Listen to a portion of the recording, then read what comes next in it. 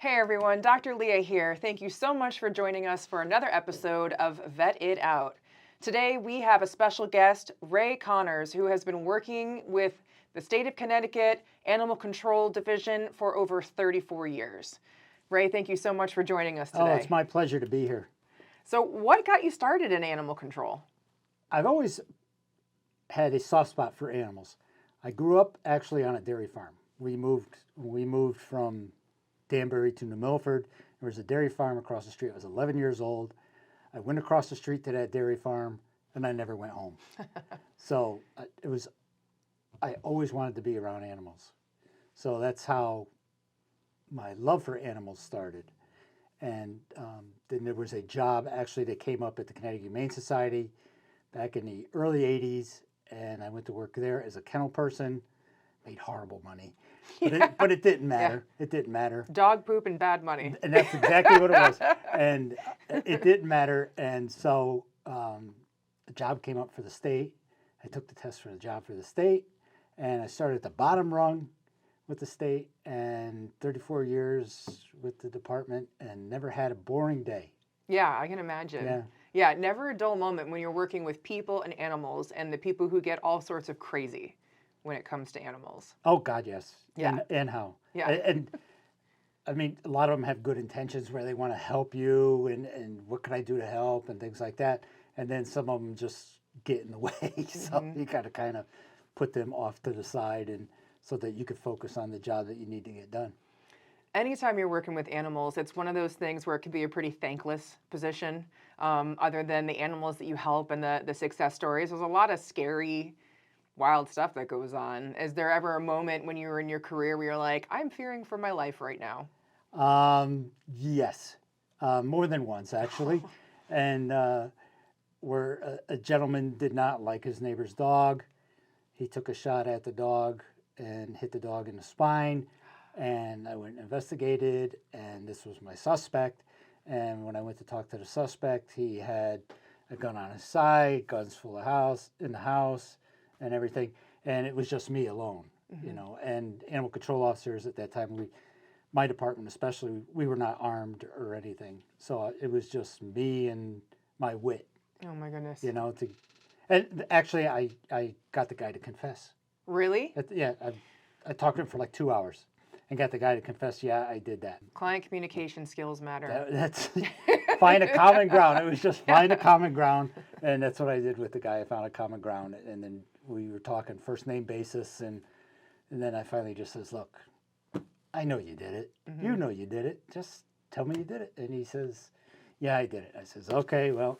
Wild. Yeah. I mean, working with animals is hard enough, and a lot of people usually ask, like, what's the most dangerous position you've been in? I've had a couple of run-ins with usually cows, not bulls, an Angus and a Holstein, but honestly, like, I think I'm more scared of human beings than I am of any creature that I've ever encountered in any scenario before. Oh, I know, because animals, even though they're unpredictable at times, especially large animals, you still kind of feel safer around them than people. Yeah, because you know what that unpredictability looks like. You know what they're capable of. Exactly. You walk into a field with a pasture that has a mama cow and a baby, like common sense will tell anybody that knows anything about animals, like, mess with that baby, I might get run over. Exactly. And I knew a lot more people when I went to veterinary school in Colorado that had been, if not killed, very badly injured by a mama cow. Yeah. Including me. When I first went out there, I was working in the winter at the Colorado State facility where they have a big Angus Hereford breeding program. A pretty solid beef program there. And I was checking the cow-calf pairs in the morning at a pen.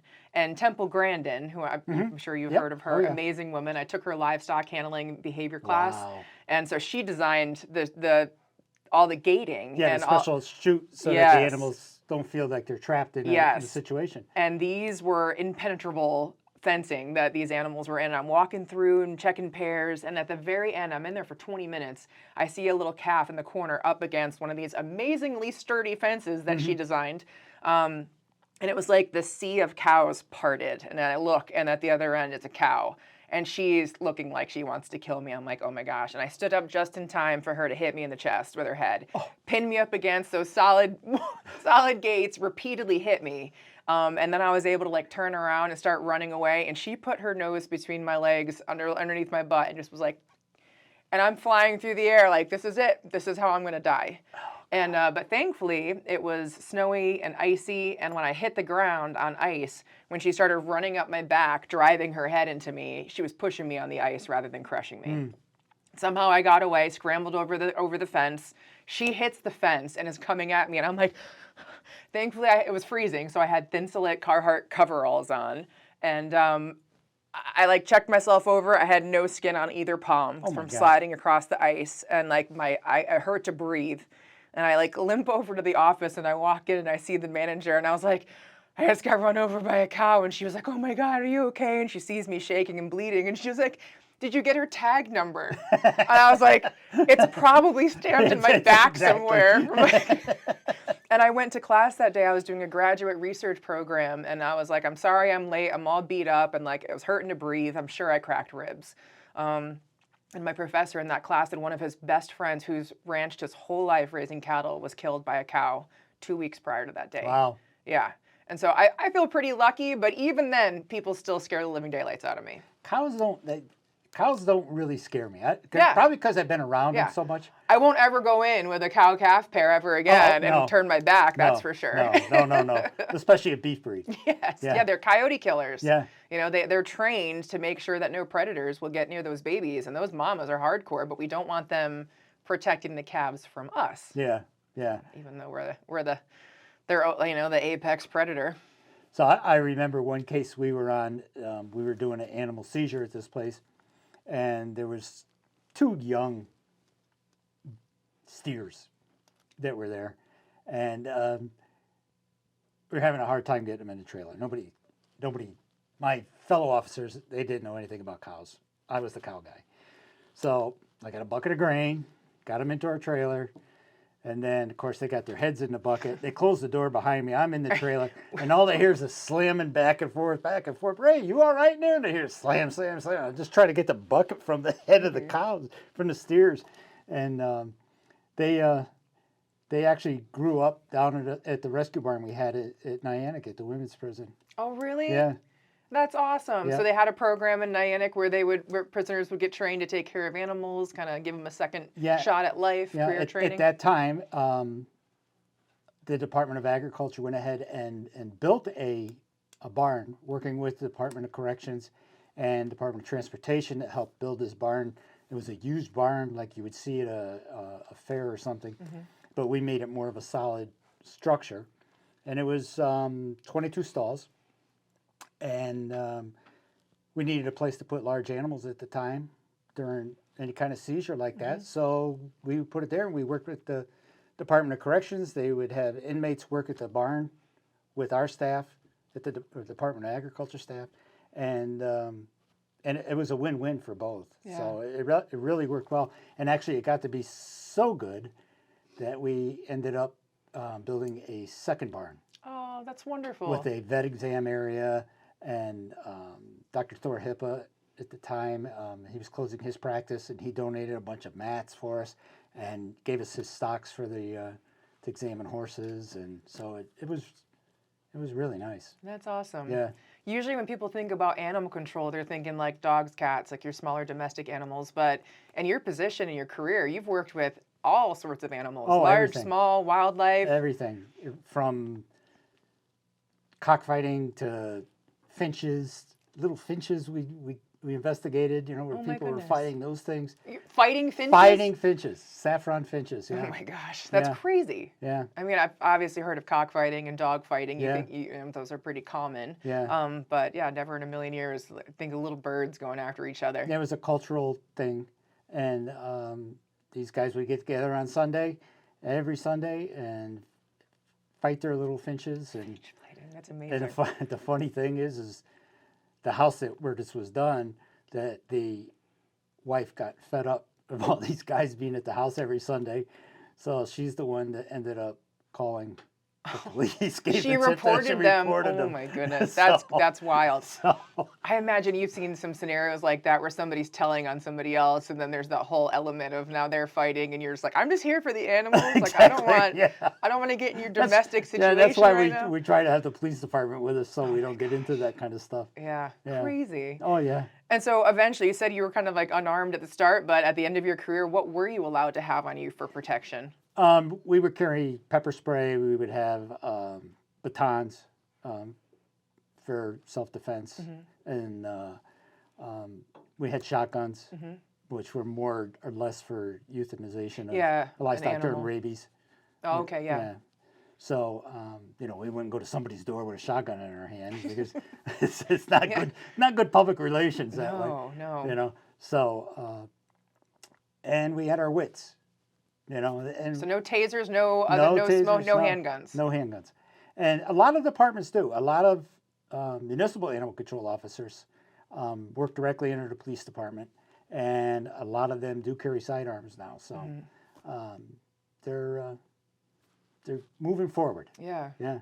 Well, especially as people get crazier and crazier. Yeah. I mean, we're all here. I mean, this whole show that I started is because people love animals. You kind of mentioned earlier that it's something that brings everybody together. When I was navigating the pandemic, and it was still is a very politically charged time that we're living in, I was finding common ground with this love for animals. I'd go into somebody's home, and it didn't matter, their socioeconomic status, religion, race, their political feelings. None of that mattered when I saw them all loving an animal. Right.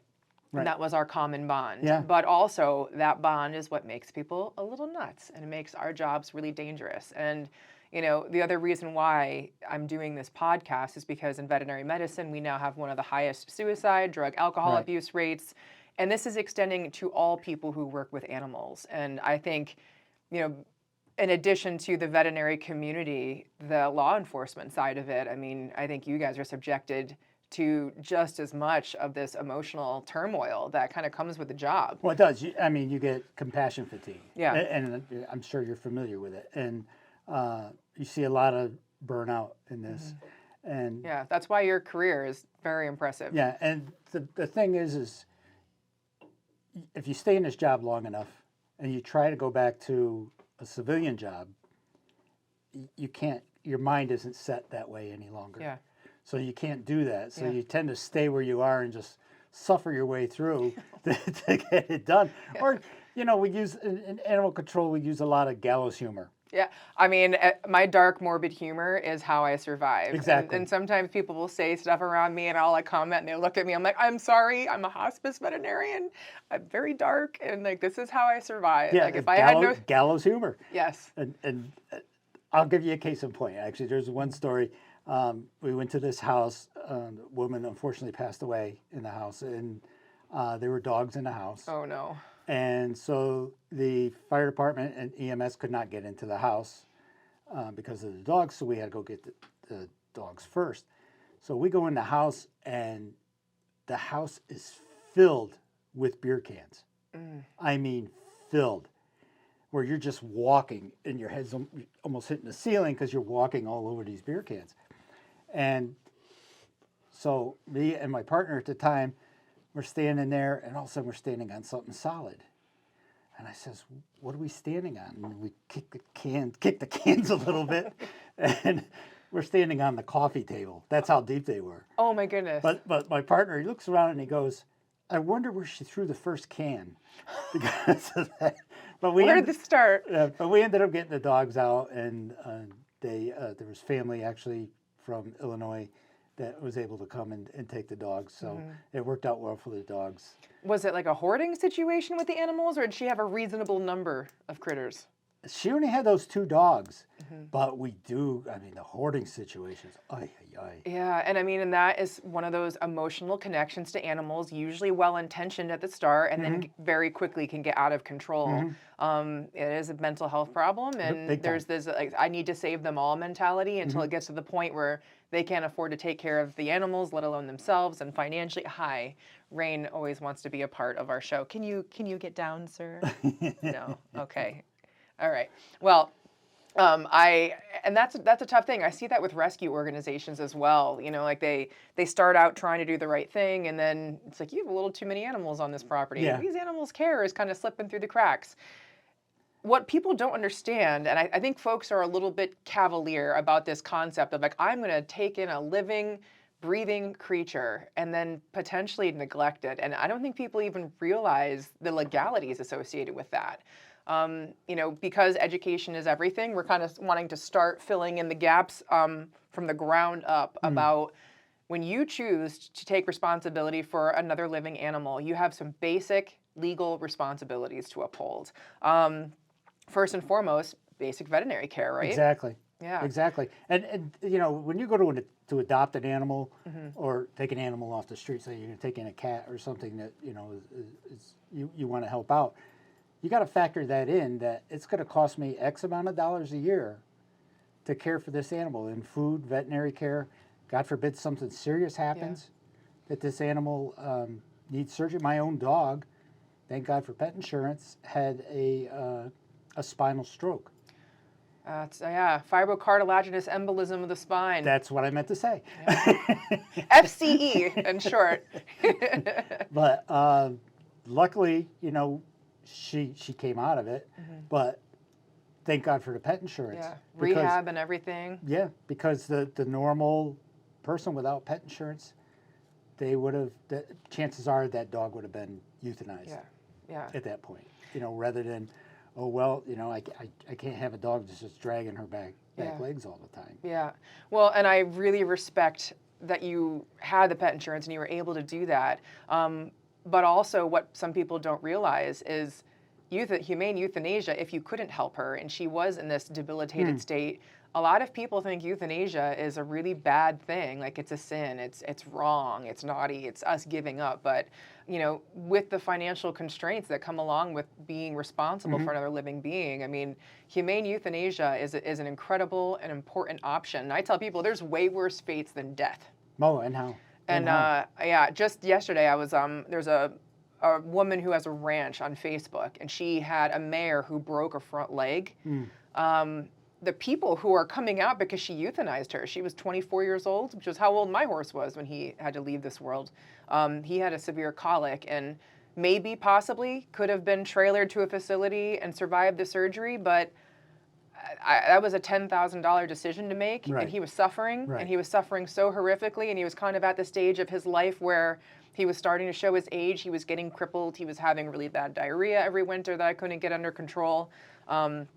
Yeah, and just to know there's people out there who might have judged me for moving forward with humane euthanasia when I saw one of my best friends suffering.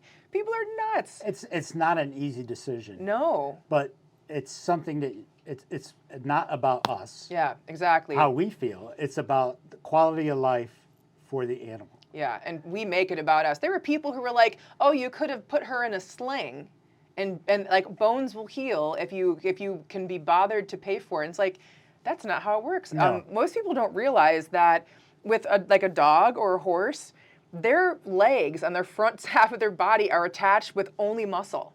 There's not a bone like we have a shoulder bone. Right. You can take a sword on a horse and basically go whoosh and cut through muscle and amputate the leg. So a broken leg is a big deal. Same thing with dogs. Yeah, and even if the animal was put in a soft cast, you're looking at months and months of stall rest. If they don't get laminitis on the other feet. Exactly. Yeah. Exactly. And what that does to their mental health. And plus keeping them under, you know, the pain under control and everything else, you know, it's a tough decision. Yeah. You know, and actually when we had, I could think of one horse that we had down at our barn, at the department's barn when I was working there, that we did find a hairline crack in his front leg because he was lame. It was an animal cruelty investigation. Of course, we seized the horse. He was big, Holsteiner horse. And we did do a soft cast. And we did keep on stall rest for months and months and months. But it was a decision that we made that we could get him through this. Yeah. And did you? And yes, and here's the best part, is that horse, this day now, is actually part of the VOAG program at Naniwag High School. Oh, that's awesome. Yeah. So Scotty's down there. Yeah. And, you know, so it worked out well for that horse. Now he gets so much attention from the dark stall that we found him in, and the neglect that we found him in, that now he's surrounded by students Yeah. every day. It was worth the fight. It was for worth him. the fight for him. And his injury wasn't so severe that trying to rehab it was unreasonable. Right. It was just a hairline thing, and Dr. Hip at the time, he says we could do this, and we put our faith into him. Yeah.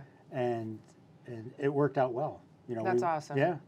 Yeah. I mean, we see a lot of these questions where, there was a woman recently who runs a rescue, which was kind of scary, and she posted about how she said that an animal should be in horrific suffering before you give up on them. And I was like, oh my gosh! And thank goodness, my faith in humanity was restored in the comment section underneath that post, because I was like, no, if you're making them suffer horrifically, that's not any way to honor an animal. It shouldn't get to that extreme. Sometimes it's unavoidable. It's an emergency. There's an accident, a trauma, but one of the most challenging parts of my job, and I can imagine you can commiserate with this, people assume that the act of euthanasia is what makes my job really difficult as a hospice veterinarian, and it's not. It's not performing a euthanasia. It's not ending a life. It's seeing the people who I know love an animal with all their heart, and they've been an amazing family, dedicated, best vet care, pupcations, comfy beds, bark boxes, toys, you name it. And then when the animal gets sick and is approaching end of life, they fail that animal completely. And I see people torture their pets to death before they call someone like me. And I spend the majority of my days fighting and arguing with people and pleading to let me come and help an animal that there is zero hope. They have terminal cancer. They're 15 years old. They've got all these horrible things going on. And they're like, well, we're just hoping for the best. Hope is not the right word to be inserting into this situation. Like, stabilization is the best thing that you can, want or Right. hope for. But yeah, so the hardest part of my job is not being able to convey to people what that pet is likely experiencing, what they're feeling, how vulnerable they are. Because I've had animals that were suicidal because their owners weren't helping them. And at that point, if the animal's suffering that much, it's almost criminal. Yeah, exactly. And so I've walked into houses where I was like, do I call animal control? Do I report this person? Because it's so severe, and it's almost always a mental health case. Yeah. Now, that person is not in their right mind. Telehealth, oh my gosh. My biggest beef with telehealth for this reason is this one case. I used to work part-time until the start of the pandemic in a small animal clinic, and I had a euthanasia request come through, and it was a gentleman who had a golden retriever, and he admitted, he was like, he hated the vet, he never got neutered, but he's got something neurologic with him right now. And I was like, well, what do you mean? And I asked questions, and his eyes were shaking back and forth, which is called nystagmus. It sounded like he could have had a vestibular episode. Yeah, I had a dog that went through that. Yeah, and they Scared the hell can out of me. recover. Yeah. But a lot of people call me thinking it's an emergency euthanasia, and I'm like, well, okay, get as much information as possible. So he was given the dog Dramamine. He refused to go to a clinic, even though I advised. I had a full day, and I said, I'll get there eventually, but it might not be until 8 o'clock tonight.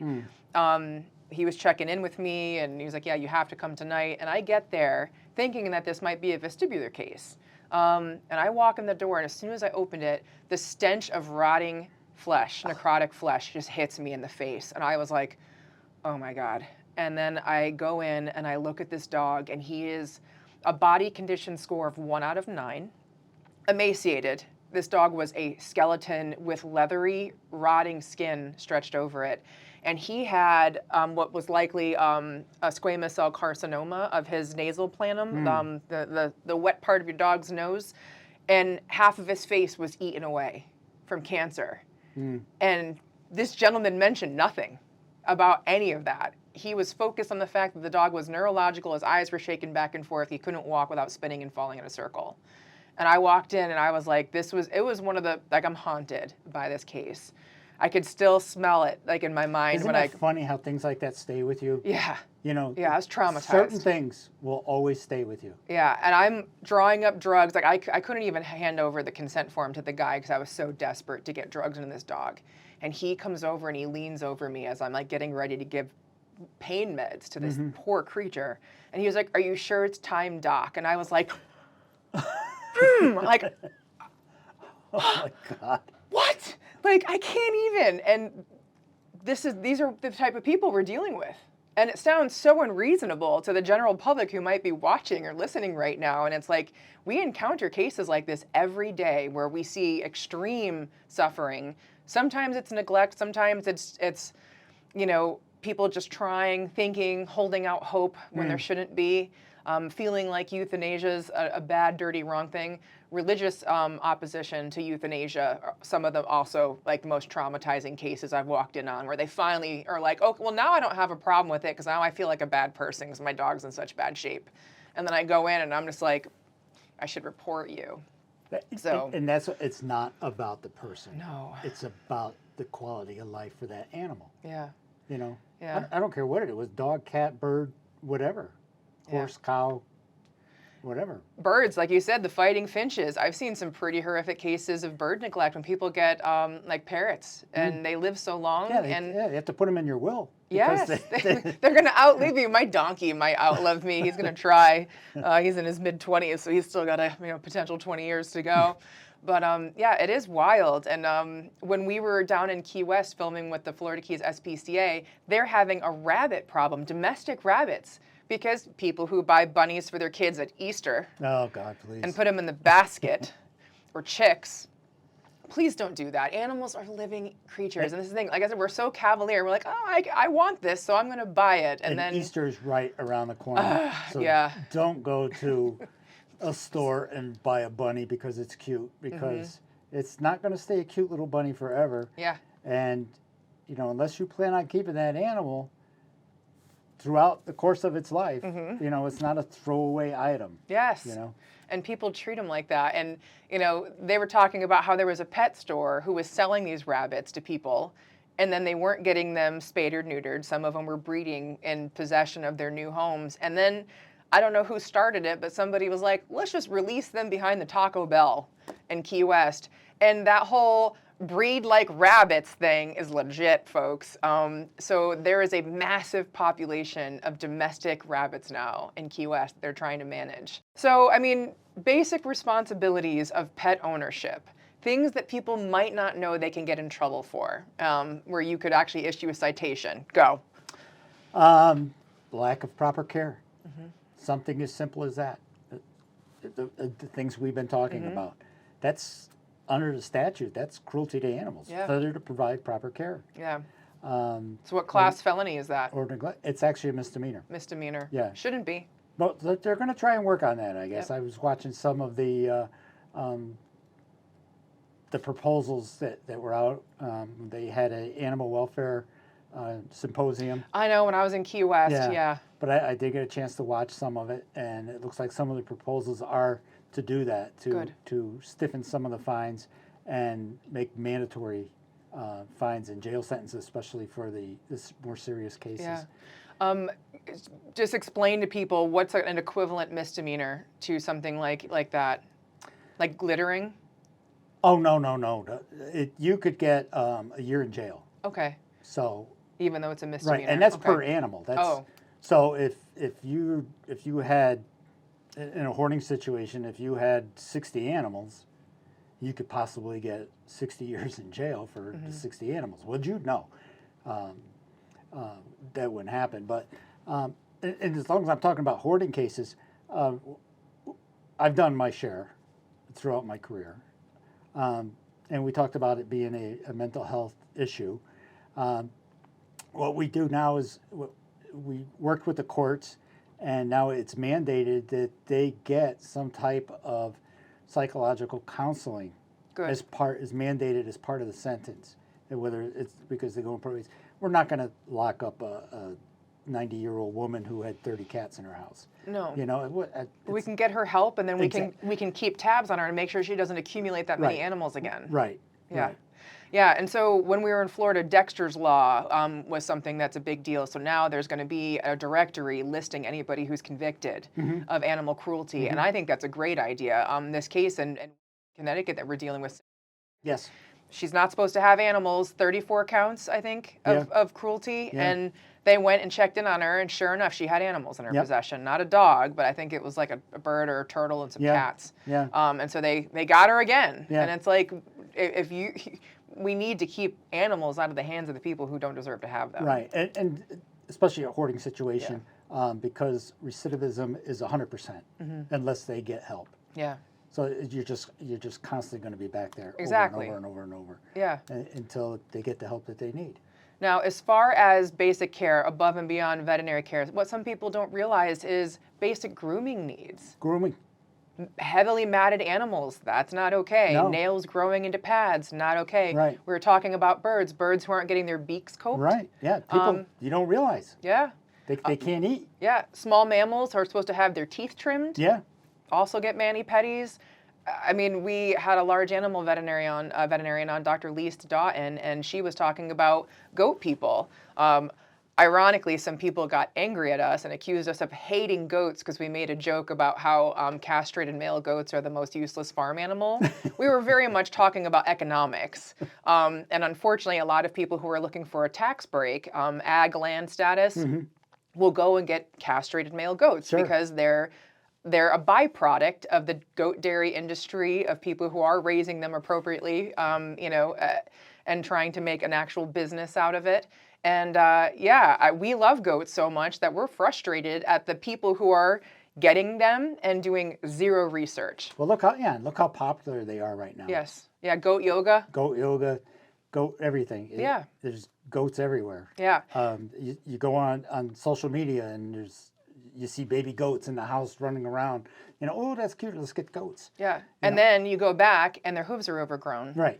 Or they get a urinary obstruction because they've been not fed an appropriate goat diet. Right, and then the special minerals that the goats require. Correct. Yeah. And so this is the thing, like we kind of made a dark humor joke about it and said that they were useless. And a longtime client of mine who I've cried on her living room floor with her multiple times sent me a message and said that she no longer will support me or the veterinarian involved because we hate goats. Meanwhile, guess what she has? A whole pasture full of goats that were abandoned by other people. If anybody should be grateful for what we're doing, it's someone like her. The people who are doing it right, and they're keeping them as companions, but not treating them like they're disposable, and they'll actually pay their vet bills. They'll make sure they're doing right by them. Unfortunately, when you look at the percentage of people who own goats, same trouble we got into with llamas, because we made a joke about how llamas will kill your family, and that was the difference between them and alpacas. They're guard animals. And I had somebody reach out to me and get really angry at me again. And she was like, llamas are really special creatures. I was like, I know. And do you know how many of them that I got badly hurt by and run over because they weren't trained, they weren't handled, they got super sick over preventable, treatable things. But the people who had them were absolute fools. They did no research. They weren't taking care of them properly. They didn't have a regular veterinarian. They just expected one to show up out of nowhere when there was an expensive emergency and then get mad at us when it's going to cost money to save them. Yeah. And so that was like, that was where we were going with all that. And some people struck a chord and they got upset. And like, we're trying to, if us making those dark humor jokes about wethers and llamas will stop one family from jumping into the deep end of the pool without their swimmies on and when not do their research about goats and llamas, then I consider that a success. Wait till they have a uncastrated male goat. Oh yeah, a stinky one. Oh yeah, we were able to look into a cruelty case recently of somebody who got a bunch of goats and then just turned them loose in an environment that they would have. Because it's not a harsh winter place. And yeah, as soon as we saw the goats, I was like, oh, someone's not castrated. Like, you can smell that buck from a mile away.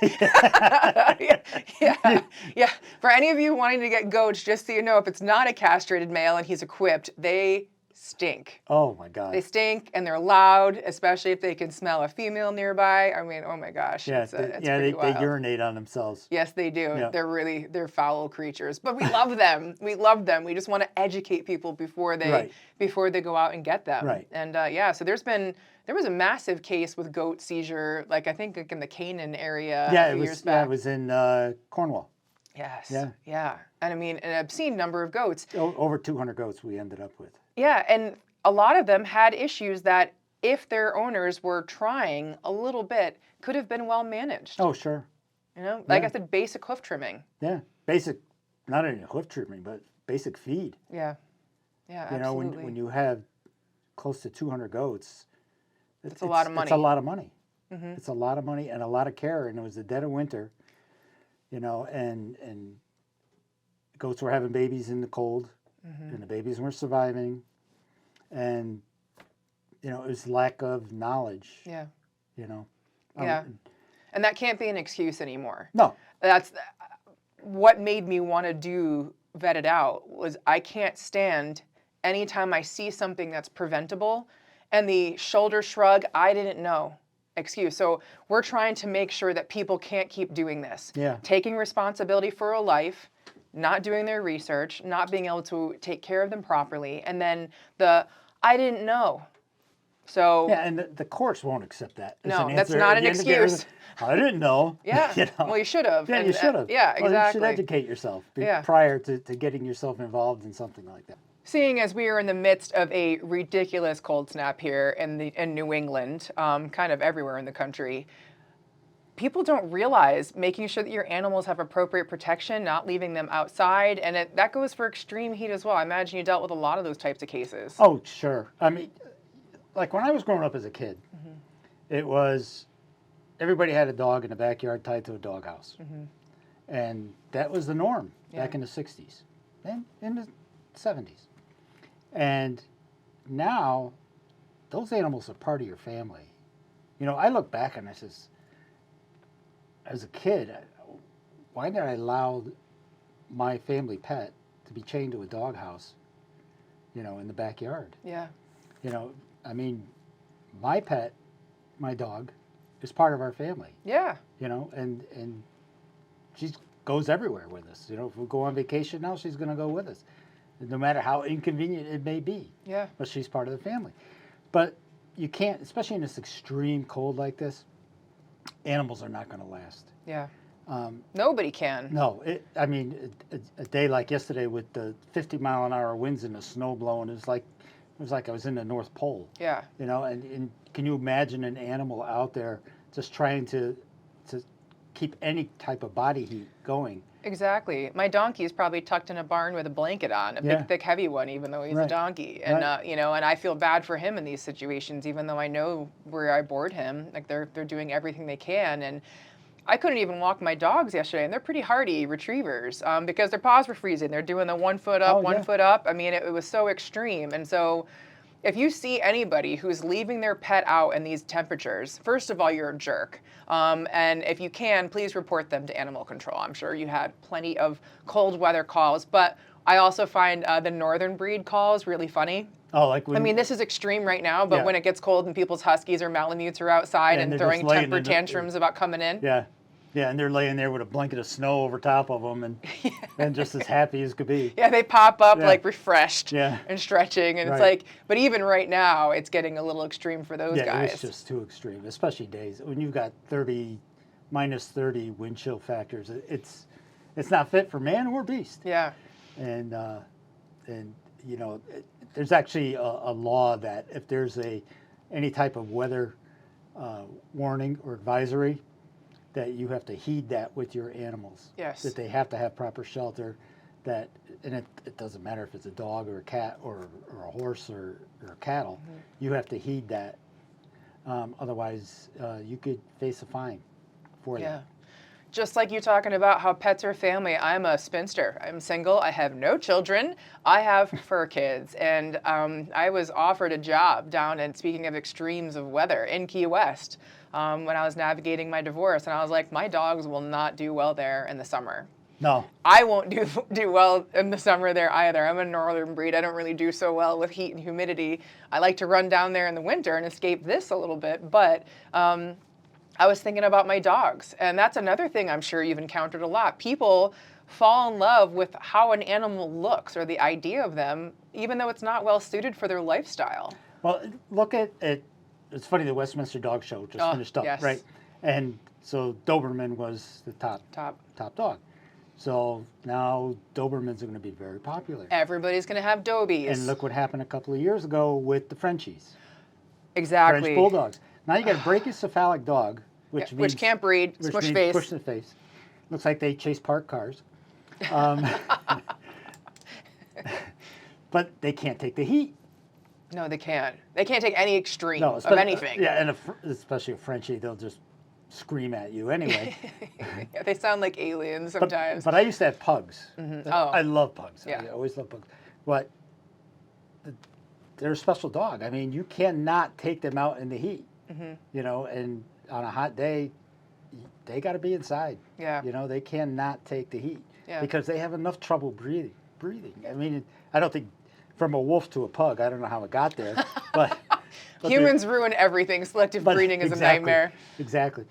But you know, you got to take that into consideration. If you're planning to get a dog, just don't because now you know this is the most popular breed. You know that you're going to end up. Do your homework. You know, do your homework. Find out exactly what is this dog going to need. You know, through its life. Yeah. And even cats. Cats too. You have cats with brachycephalic cats too. Absolutely. It's the same thing. Yeah.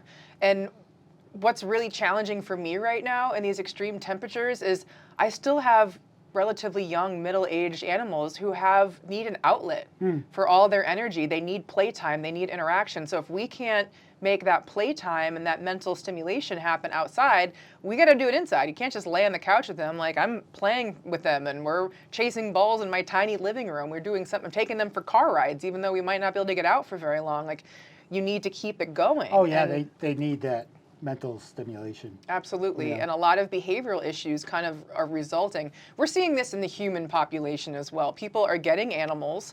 They spend a lot of time alone or in crates or cages. And then they start having behavioral issues. And we're seeing that in our children. They're spending all this screen time. And so I can only imagine the number of phone calls you've gotten for barking animals. Oh, barking dogs I mean, you could talk to any animal control officer in the state of Connecticut and they'll tell you that doing barking dog complaints are the worst thing in the world. Yeah. Oh, yeah. Fastest way to make your neighbor hate you. Exactly. And a funny story was there was this gentleman that bought a house. He came up from New York City, bought a house in Bethlehem, in a small town, and was complaining because he heard dogs barking all the time at night. And come to find out, he bought a house right behind a kennel, a commercial kennel. I know exactly what place you're talking about. A commercial kennel. Do your research. It's like the people who buy land next to a dairy farm and then complain about the smell of manure, especially on a hot summer day. Yeah. Exactly. It's like, what were you expecting? Exactly. You know, people. Yeah. Yeah, it's crazy. So yeah, we see weather complaints. A big thing that's especially now as we're getting more populated and more people are getting animals, especially at the start of the pandemic, people who've never had them before. Oh, yeah. Leash laws. Oh, and confinement issues. I mean, on my street, I live at a dead-end street, and there's at least 2 or 3 households who they just basically have free-range dogs right near a main road. And so the people who are walking their dogs on leash are getting attacked, and they're like Shih Tzus and like little itty-bitty dogs. And it's like, my retrievers would totally destroy them. And it's like, I just don't want to deal with it. And people don't understand, like, you are legally supposed to be either having that animal on a leash and or keeping them on your property, whether that's invisible fence or physical barrier. Right. They have to be under your control at all times. Yeah. And a lot of towns have leash laws. I don't know if your town does, but a lot of towns throughout the United States do have leash laws. Yeah. So animals have to be on a leash. Some towns, like in public parks, the animals have to be on a leash. And that's not only for the protection of other people, it's for protection of your own pet. Yeah. You know, and that's important. Yeah. We recently did a Vets Talk about it, this little news segment about how there was a listener who was walking their very, very well-trained dog at their side in public, and another dog attacked them. And the people who had their dog, even though they were under voice control, when the fight broke out, they were held liable because somebody was like, well, that dog wasn't on a leash. The dog didn't instigate it. The dog was just defending itself. The dog maintained right by the owner's side, and they still got ticketed. Oh, yeah. Because that dog wasn't on a leash. Like, it was literally the owner could have just reached over and clipped it on, but that technicality cost them. Right. And there were some people who were kind of getting all fired up about that. I'm like, hey, I lived in Colorado. That's where I went to veterinary school, and that is a voice control state. So in most, like either on federal lands or on state land, as long as your dog is under voice control and it's not going to chase wild animals or go and bother somebody else who's hiking with their animals, nobody cares. Yeah. But I had a golden retriever who disliked other dogs and people so much, which is really uncharacteristic for a golden. We'd be hiking out in the open space, and I'd see somebody coming, and you'd kind of like, we're like looking at each other, like, is your dog on leash? Like, what's going to happen? And my dog would go and then do like a 10-foot radius around that person and dog, had no interest in interacting with anybody. And that dog was such a jerk on a leash. Bless his heart, I loved him so much, but it was really beneficial for me to have him in the peak of his life in a state that was a voice control state. Yeah. Because he was better off leash. And Yeah, I could never train that because I got him when he was a little bit older. My dog's very fortunate that I have 4 acres, so she's got plenty of room to roam. Yeah. You know. Yeah, but no doubt you've been dealing with like people who there's a fight and then who's legally responsible. Yeah, and unfortunately, sometimes a small dog gets attacked and that dog ends up dying from the injuries. And I've had that more than once, and it's heartbreaking to the family. You're just out taking your pet for a walk and gets grabbed by, a larger dog. Yeah. And there's little kids around that witness that, and it's traumatic not only for the families. You know, it's a horrible thing. Speaking of trauma, I'm curious about this because I'm interested. I had a dog that got hit by a car, and I wasn't there. Unfortunately, I was working, and I'll always blame myself for not being there because he would have been on leash if I was. But apparently, the people who hit him, like, they didn't stop. And then, like, someone, like, chased them down, and they eventually did. Is it illegal to drive off if you hit a domestic animal? For dogs, because dogs are considered personal property in the state of Connecticut, if you hit a dog with a motor vehicle, you have to report it either to the police department or to the animal control officer. It's in a motor vehicle statute, and if you don't, you could face a fine for not doing that. Yeah, and with the modern age that we're living in, people have ring cams and door cameras. If you hit an animal, like a dog, and you drive off, they'll come get you, and that's leaving the scene, isn't it? Yeah. Keep that in mind, people. I mean, and we're all in a hurry. Everybody's got places to go, but I had a friend in high school who, another student, we knew who it was, hit her dog on the way to school, and he just kept going. He was going to be late for class. Yeah, you probably should have stopped. It was the family dog. Dog should have been on leash. It should have been, but accidents happen, And here's the thing, and this is what in my career, what I try to drill into people's heads, is that would you let a 3-year-old child out alone to walk around? Yeah. And just walk around the neighborhood or do whatever? Because that's the mentality of a dog is about of a 3-year-old child. So you got to keep that in mind. That you're not going to, you wouldn't let a 3-year-old out alone. Why do you let your dog out alone and you're not watching what it's doing? Yeah. Or what it could get into.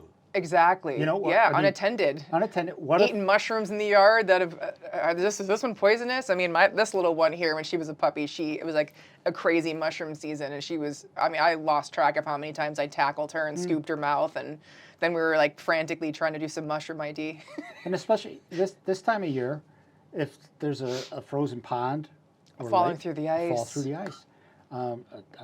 So many times in the spring, when I started in animal control, I started around Candlewood Lake area. Oh.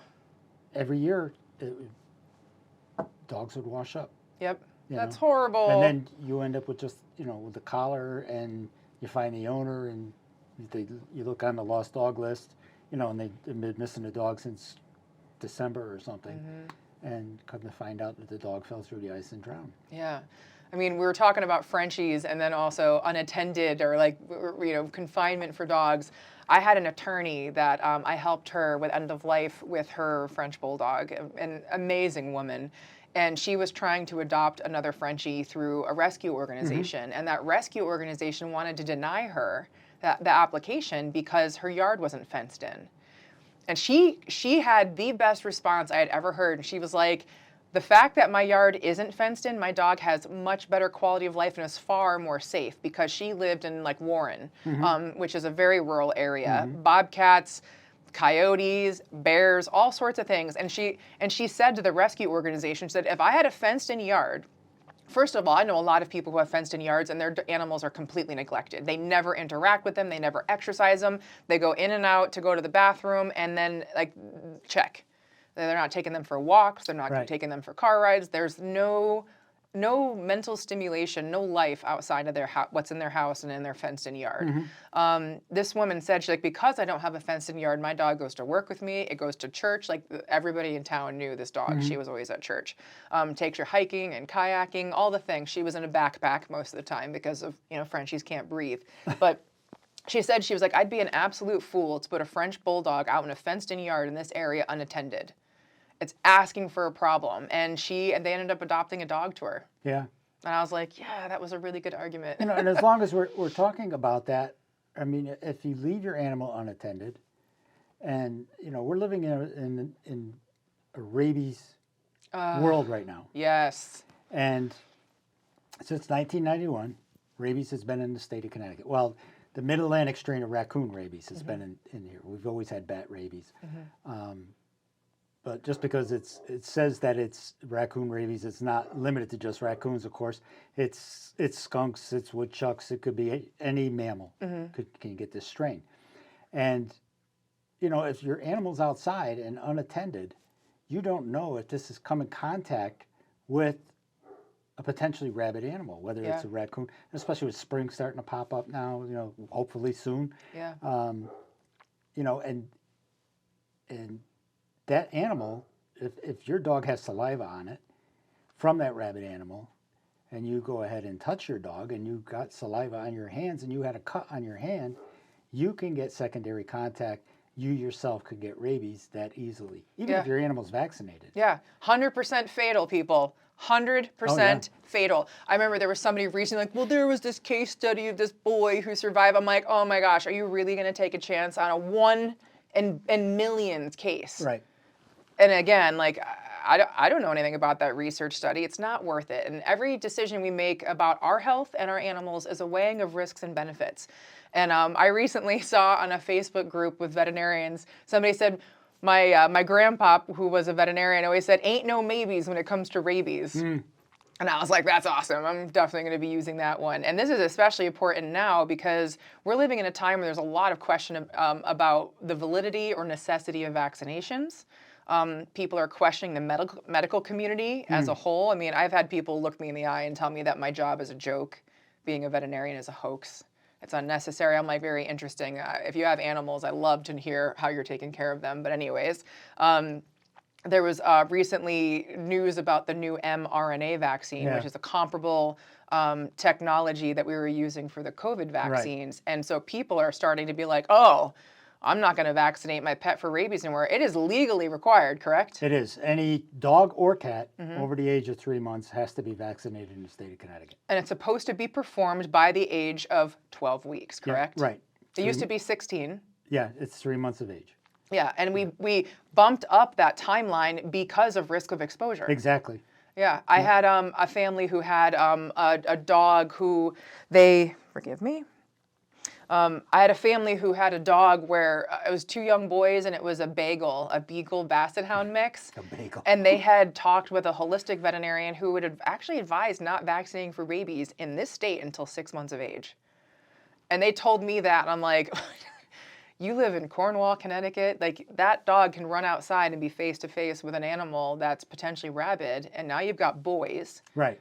Like, is not worth that risk. It is not. And I had another friend who's kind of a holistic human practitioner, and she has horses, and she didn't want to vaccinate her older horses for rabies, and the vet was like, we're doing this. And thank goodness, because in broad daylight at that horse farm, they saw a rabid raccoon attack her horses in a field. She had an old horse and a mini. And had they not been vaccinated for rabies, you know what the consequence would have been. Right. They would have euthanized those horses. Euthanized. Right, at the cost of their life is what it would have been. Exactly. And you worry about the vaccine, but the chance you're going to take is going to end up costing that animal its life. Yeah. Yeah. So, it's not worth it. And even though it's not required for livestock in Connecticut, it's highly recommended. I've unfortunately, when I was doing mixed animal practice, I've had to amputate a head on a cow. Sounds a little gruesome, people, but the only way to test for rabies is you have to euthanize the animal, amputate their head so you can access the brainstem. And then that needs to be submitted to a state laboratory, usually within like 48 or 72 hours. It's really inconvenient on a Friday night, that's for sure. And the lab that I usually have to go to is in Rocky Hill. And I don't have a hospital, so if I have to perform that procedure, it's in the field. It's pretty horrific. Yeah, and it is. If it's something you've ever witnessed, it's something you don't want to see. Yeah. Here's your beloved pet, getting decapitated because you did not want to get it vaccinated. Yeah. And it came in contact with something that was rabid. Yeah. Yeah. And I mean, in this state, if you find an animal with a neurologic condition, rabies has to be a differential. Oh, yes. Meaning a potential issue. I mean, could it be a brain tumor? Could it be distemper? Could it be a lot of other things? Yes, but you cannot rule out rabies because of the risk of exposure to humans. Exactly. So it's one of those things where there's so much controversy, and the anti-vax movement is really scary because I'm definitely alive, and I'm sure you probably are today because we've both been exposed to rabid animals in our profession. Without that vaccine or the prophylaxis, we might not be here. Exactly. And so again, weighing of risks and benefits when it comes to anything medical related. Lyme disease, although it's not a fatal disease, in this state, I have euthanized so many young, beautiful dogs that had kidney failure secondary to Lyme disease. And the families refused to use flea and tick medication because it was quote unquote poison. They refused to use the Lyme vaccine because it was a vaccine, risk of adverse reactions, or worried about it not being effective. And then, so they did nothing preventive wise, and then their animal died very prematurely because of Lyme disease. Heartworm is another one. Yes, absolutely. And geez, just being down in the deep south, if you don't use heartworm prevention down there, it's not if, it's when your dog might potentially get bit by a mosquito, because that's the mode of transmission. I love the people who have these little white foo-foo dogs, and they're like, well, my dog doesn't go outside. And it's like... That's the excuse for not getting a rabies shot, too. Exactly. My dog doesn't go outside. It's like, well, guess what? Bats come in your house. Exactly. Guess what? Mosquitoes come in your house. So unless you are some magician who can magically prevent every single mosquito from ever getting in your house, you are taking some chances. Because Connecticut, I'm sure you remember when you were early on in your career, there were maybe a couple of pockets where heartworm was prevalent in the state. You wouldn't see a lot of it until animals start getting imported. Katrina. Hurricane Katrina was the big jump and spike in cases. Exactly. Absolutely, because we had heartworm positive dogs in the deep south. We did a great job stepping up as some faith in humanity was restored, seeing all the people who were trying to help. And I think we almost did a better job getting animals out of there than helping a lot of the humans who were devastated. But then we moved heartworm positive dogs up here. Mosquito bites a heartworm positive dog and then goes and bites another one. And that's it. And so we now... I remember when I first started practicing, we were still recommending heartworm prevention, the monthly oral, only during the 6 months that were considered mosquito season. My dog's on it year round. Correct, because actually I was at a gas station in Newark driving back, because I'm nuts and I drive to Key West and back every year by myself. And it is so cold and you can't pump gas in New Jersey. So I'm sitting in the truck and I look and there's a mosquito inside my truck, hitting up. I must have. You brought it with you? I brought it home with me from Florida. And I'm looking and I'm like, oh, you're going to die out there. Because I opened my window and let it out. I'm like, heartworm positive potential mosquito, get out of here. But middle of winter. Yeah. And so, I mean, right there, I remember one of the representatives for one of the pharmaceutical companies who manufactures heartworm prevention said that she was in a medical office one time and a mosquito buzzed her in February. And she was like, this is why we're doing year-round prevention now. And I mean, this winter's harsh. Yeah. But this will kill a lot of the critters that are naughty, like ticks and fleas. But the last 8 winters have not harsh enough. Not harsh enough. And you would see mosquitoes into early December still. Yeah. You'd be outside and because it got dark early and the mosquitoes are still out there. Yeah, exactly. Yeah. And so, and again, this is another one of those things where there's a lot of distrust in not only the veterinary medical community, but just the medical scientific community in general. And there were people who were like, I am not giving my dog heartworm prevention. That is poison. The drugs that are in that are poison. Where most people don't realize, when you get a box of heartworm prevention, your dog could eat the entire box Right. and not hit a toxicity point. Right. Not even close. It's a micro dose of the drug to kill these little baby heartworms. And I found it pretty funny and ironic when they were talking about, the potential benefits of fenbendazole and ivermectin and these dewormers when COVID came around. People were taking their dogs beef-flavored heartworm prevention. That was quote-unquote poison. And I'm like, it's interesting. Now all of a sudden, it's okay. And there are people who are dosing themselves with dewormers, veterinary-grade dewormers right now, with no doctor instruction, no dosing, not even knowing if they have parasites and would need it, because that's the number one reason that we have been using this drug. And I know they're researching all these other possible benefits of drugs like that, but I mean, my favorite example is doxycycline, since we were talking about Lyme. We have found out that doxycycline, the antibiotic used to treat these tick-borne illnesses like Lyme and anaplasmosis, have a mild anti-inflammatory effect. So if you have a dog that has arthritis or joint pain, they might get a little bit extra relief from taking doxycycline. But when we have a dog who's limping come in the office, we don't prescribe them doxycycline unless they have Lyme disease. It's not a first line of defect. No. And so that's what I'm like, I want to always drive home to people. It's like, yeah, maybe there's some other beneficial things for this drug, but, let's stick to what we know it does, which is get rid of worms. So we've covered a lot of topics as far as how to be a good pet parent, legal considerations. I always want every guest to have an opportunity to talk about an important take-home point, like where you think we can have the greatest impact as a society to help animals the most, as well as people who work in your profession, other animal control officers. It's pet overpopulation. It's always been an issue, and it continues to be an issue. It's gotten a lot better, but it's still a long ways to go. I mean, you go to any animal shelter, dog pound in the state of Connecticut, they're all full right now. Yeah. They're all full. Yeah. And you see on the news people just abandoning animals out in the woods, with a bag of dog food. Spay and neuter is the best thing that you could do, is to spay and neuter your pets. Yeah. They do not need to have a litter to be happy. Thank you. There are people who think like this maternal instinct exists in animals like it does in humans, and that they're robbing them of their given right to procreate. But what we're doing is we're making unwanted animals. Right. And, you go by the recommendations of your veterinarian. When should your dog be spayed or neutered? I know, like my golden doodle, because she's part golden, we waited almost a year before she was spayed, because she's full grown, better for the joint health. And there's a lot of research out there about the benefits of delayed spaying and neutering or not spaying and neutering. But every veterinarian that you meet who knows what they're doing professionally will say that population control must take priority over that, hands down, because we worry about if there's a potential unwanted pregnancy that could occur. Not everybody has the capability or the know-how to have an intact animal, whether that's an unspayed female or a male with testicles running around, because they're teenagers. Like, we know what happens with teenagers in the human population, unwanted pregnancies. And it's like, we're seeing this with animals too. And I know people who I think are really responsible pet parents have accidental breedings all the time. And I mean, these feral cat colonies, they just didn't appear out of nowhere. It's because of lack of spaying and neutering. Yeah.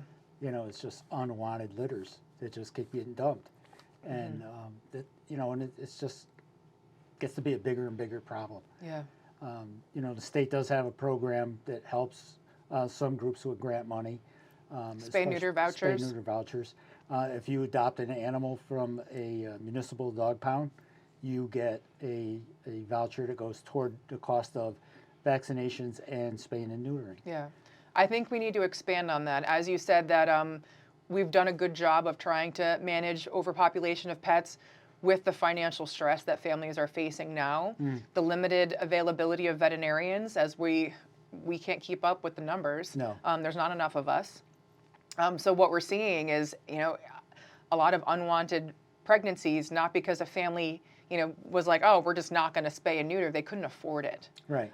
Or they couldn't get it done fast enough. And so that's a really important mission for this podcast. What we want to do is we want to fund some spay and neuter vehicles, or always called neuter scooters, that can help out with things like trap and release programs for cats, Right. and then low-income families who are struggling. Right. And I know you did a lot of work on that voucher program Right. during your time with the state. And the team van, Yes. which is Tate's excellent. Every Animal Matters. Right. Yep. But they're booked out months. Exactly.